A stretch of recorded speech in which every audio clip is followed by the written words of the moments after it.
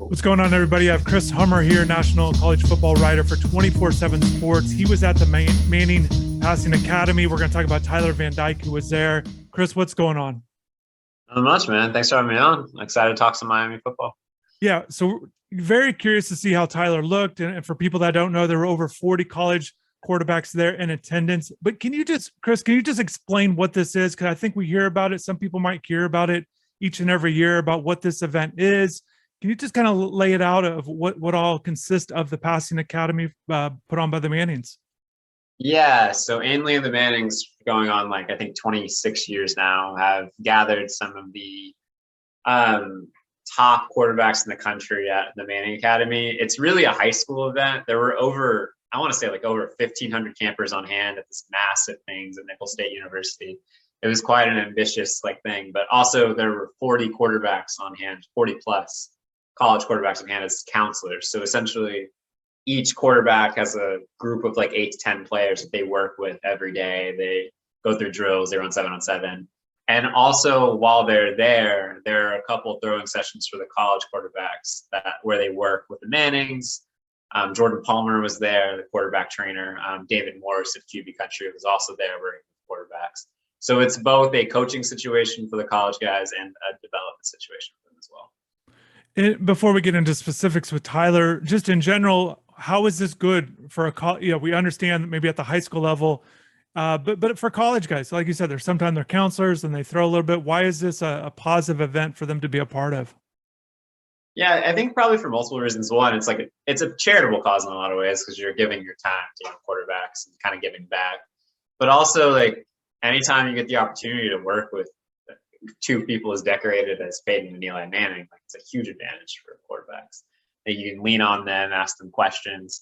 At the event, I saw multiple quarterbacks working with the Mannings after practices were done. Same thing with the other kind of quarterback trainers on hand. It's an opportunity for them to work on their craft.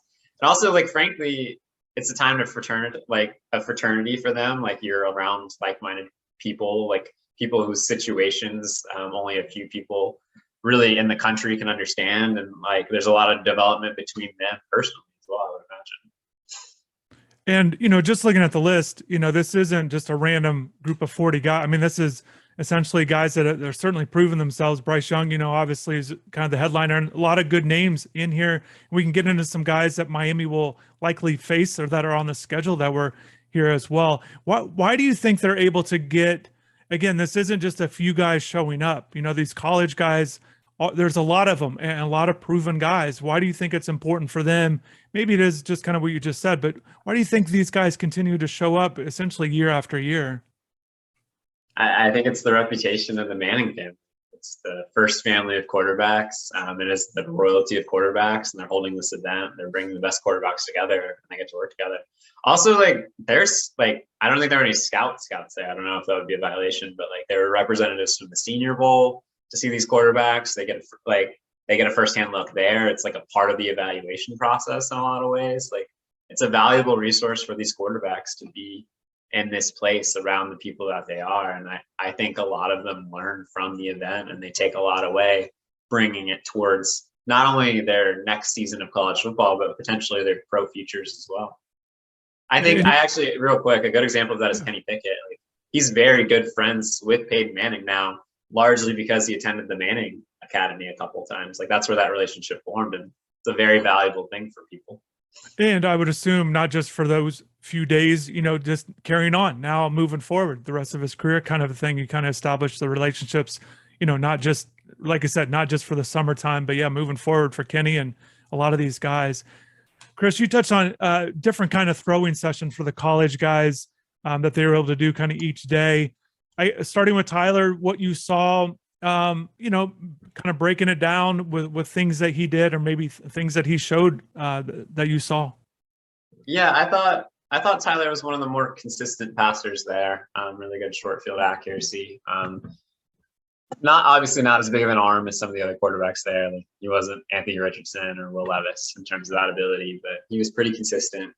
He's bigger than I thought he was. I know in my head, I know he was 6'4", 225, but he has a very imposing physical presence. Maybe not the most athletic quarterback out there, and I think he would even say one of the things he was trying to work on this season is mobility. but he was really steady throughout the week, and he looked like he belonged, if that made sense. And never, I think one thing we realized about Tyler last year, especially late in the season, is the moment never really seemed too big for him, and that was very much the case in this setting.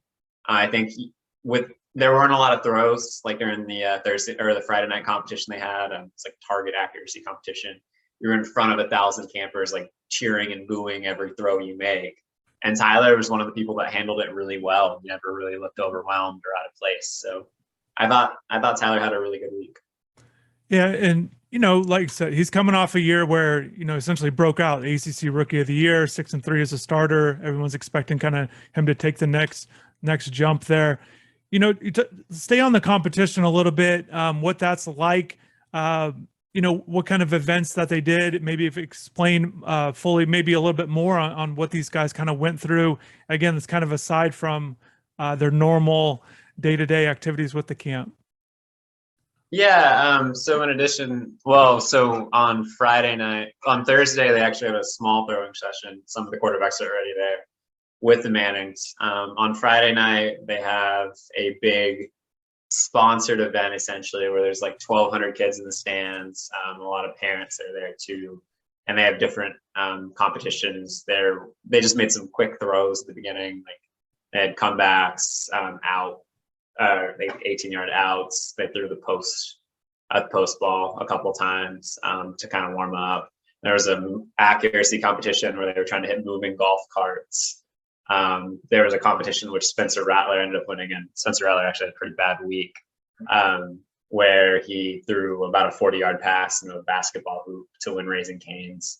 And then on Saturday was the real work day, I would say. It was about an hour-long session with all the quarterbacks, and they brought in college receivers from local colleges, including LSU, to run through an extensive drill package in terms of different routes, different throws that they had to make. Peyton and Eli were running it along with, as I said before, David Morris and Jordan Palmer. So that was a really intensive session, and they really got put through their paces that afternoon. You touched on Tyler, maybe with his accuracy and things like that. We saw last year his ability to connect on the deep pass. Saw him struggle a little bit in the spring game earlier this year. Did you see anything on his deep ball? Did you see anything kind of watching him kind of throw the ball downfield? How did he do in some of those things? Yeah, I mean, I don't think he has like arm strength that'll blow you away, but I saw him make a couple of deep passes, including that kind of post route at the beginning. And he threw a really nice and catchable deep ball. I think he was one of the more accurate quarterbacks on that pass. He allowed the receiver to run under it. Obviously, it was a kind of a weird situation because these receivers are coming off the street. They have no timing with these quarterbacks. And honestly, like the routes are pretty inconsistent. So it's difficult to make like significant judgments about where the ball went. It's more about how it came out of his hand and the velocity and things like that. But I thought it looked pretty good personally.